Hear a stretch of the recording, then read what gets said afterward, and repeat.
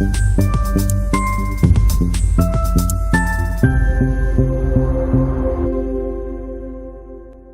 now, my course in the app was named as Organon Aphorisms Revision because I was focusing 99% on Organon Aphorisms only during the past live classes. But I have already added some of the discussions regarding philosophy and chronic diseases from some previous question papers and all. This time onwards, I am changing the name to Organon 100% because we are going to cover 100% of Organon, all the philosophies. You can see my shelf in my library, starting from the Organon, then the chronic diseases, Samuel Hahnemann's life and works, and also the philosophies, Stuart Close, Kent, and H. Roberts, and some of the lesser writings, important ones, at least the titles and the contents, the Richard Hughes, J. H. Allen, and the Carroll and Ham, and also miasm part. It's very very important. After the share of questions, if you see after the aphorisms part,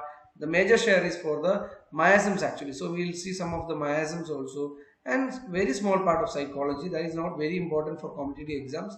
So basic things we will discuss.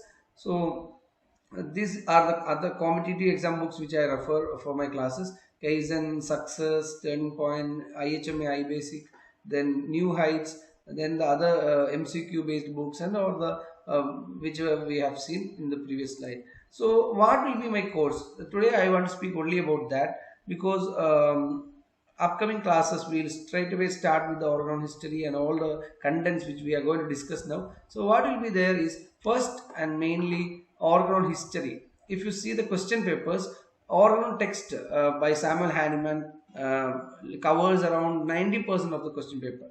So out of that 90% also, around 30% will be Organon history based on the editions. Different changes happen in different editions, and the history of editions actually. Actually, the changes happen in aphorisms comes in the appendix discussion.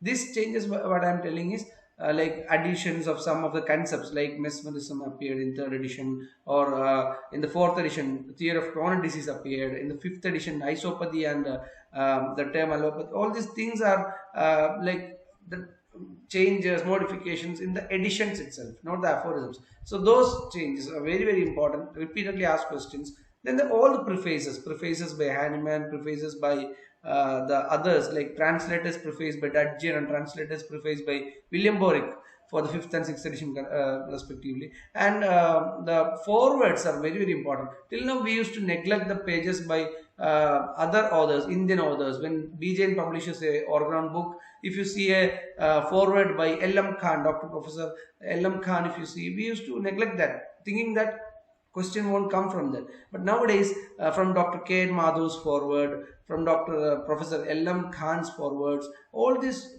places people are picking questions. Recently, we have seen such questions. So that area also we are going to cover. All the prefaces, all the introductions, James Cross introduction, everything we are going to cover. And next one will be the proper introduction by Hahnemann himself.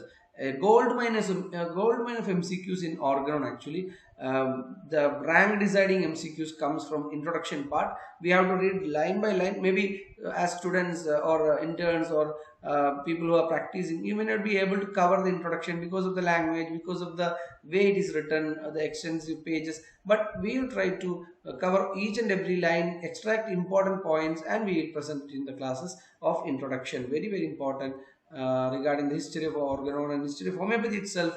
And history of medicine itself, a lot of mentions are there in the introduction, and the aphorisms proper. I told you around 70% of the questions out. If you take a 10 question in a question paper, 7 will be based on aphorisms. The changes happen from 5th to 6th edition, or the like content of the aphorism, the discussions, the different classification, all these things comes in the aphorisms discussion, a major share of our classes. And if you see the previous recordings, you will get an idea. The live classes which happened earlier around 2 years or 1 year back, if you see that videos and come for the new class, You will get to know, it will be a revision for you, the new classes, and also it will be a thorough learning, so that if at all some mistakes are there in our mind, or when presenting, if I am doing, or which is happening in your mind, you can clarify them. You can get into depth of Organon by listening the previous classes and coming to the new classes. Organon aphorisms revision. Then appendix by R.E. Dudgeon. Appendix is very, very important because this also a lot of rank deciding MCQs. See, aphorism part, the 70%, the 7 out of 10, if you see, most of the students will answer it because they are reading that from different competitive exam books and different previous question papers. But appendix and Organon history and introduction, people neglect to read, or they read only once. They won't register it in their brain. We will try to do that through our classes so that one single mark also will not be lost, because most of our students always give us a feedback that they could score 100% in Organon. So that is our aim actually. So appendix by R.E. Dudgeon is a must actually. All the changes made to Organon through different editions, like first edition, which aphorism happened to appear in first edition but not there in the sixth edition. But some aphorisms will be there in sixth edition, which is first appeared in sixth edition. Or some aphorisms will be there in fourth edition, which was never there in the first, second and third editions. So those changes we will discuss. And there are some letters which happened through communications from Hahnemann to his colleagues regarding the additions or deletions of some aphorisms, the influences made by Hahnemann's colleagues and students. So these are mentioned by Dudgeon in his appendix. And appendix part also contains a table by Richard Hughes, which is incorporated by Dudgeon, which includes the different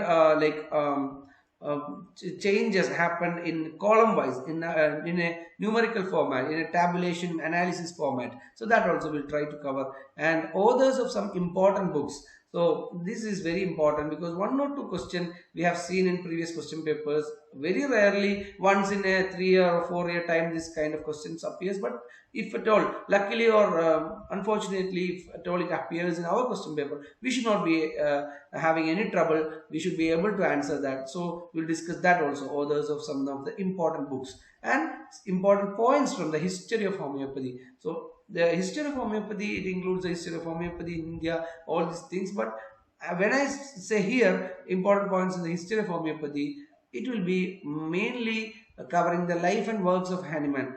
Not about the biographies, that different list will come, the name of the biographies and the authors, that is different, that is very small topic, but it's very important.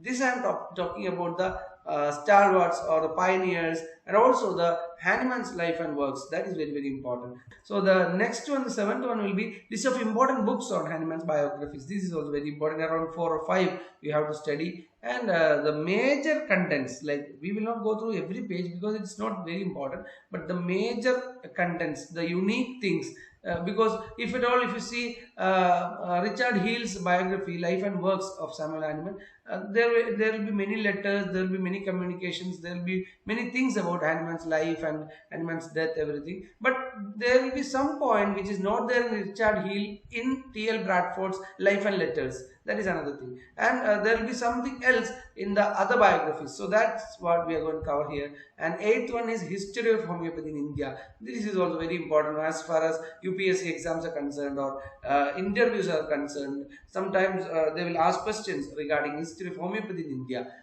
Like when is the first journal published in India, first pharmacopoeia in India, first like homeopathic college, first MD course, when was the National Institute was established, or when was CCRH established. All these questions will come, and the pioneers, Indian pioneers also. Then next is the chronic disease, their peculiar nature and their homeopathic cure. Very, very important. This time we are going to cover in depth the chronic diseases, because a lot of students have a big confusion regarding miasm concept. So basically what Hahnemann wanted to say, or Hahnemann meant by speaking about chronic diseases or the word miasm, it is covered in this book. We have to thoroughly understand that. On that foundation, we have to understand the different modern concept of miasms. And lectures of homeopathy philosophy by Dr. James Taylor Kent, J.T. Kent. It is very important. Kent's 12 observations, Kent's second prescription, then some few other quotations by Kent in different chapters are very, very important. But we will cover everything from this book this time. and Principles and Art of Cure by H.A. Robert, Dr. H.A. Robert. So this is very, very important book, because H.A. Robert based questions are only asked in miasms actually. People study from different books, but miasms are asked line by line from H.A. Roberts' discussions, because around 7 chapters are there. Sora continued, syphilis continued, psychosis continued, like that different chapters are there. These chapters are the base of miasm concepts, and also there are deflected current and different important other phenomenological viewpoint. Different chapters are there in Nature Robert, that also we will try to cover. And the Genius of Homeopathy, one of the beautiful book in homeopathy philosophy by Dr. Stuart Close. This also will, even the last line of this book is a question in MCQ point of view. If you take the book and see the last line, a quotation, that is also a different MCQ actually. Stuart Close, it is a very important book in the competitive exam preparation. And 13th one, The Principles and Practice of Homeopathy by Dr. Richard Hughes, very, very important. Everything we will not study, but the important chapters, important portions which is there in the BHMS syllabus by NCH we will cover. And the next one is The Homeopathy Science of Therapeutics by Carol Dunham. This also, the contents, the important quotations, some of the repeatedly asked areas we will try to cover.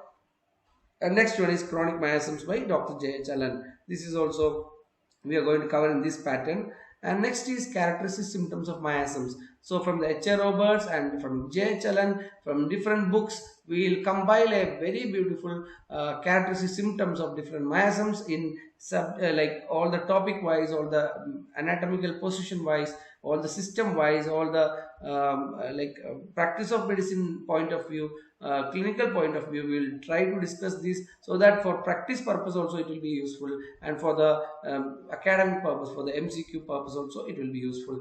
And quotations, different quotations of the masters made in different books, which are appeared in the MCQs, and also a potential quotations which are which may appear in in the coming exams also we'll discuss.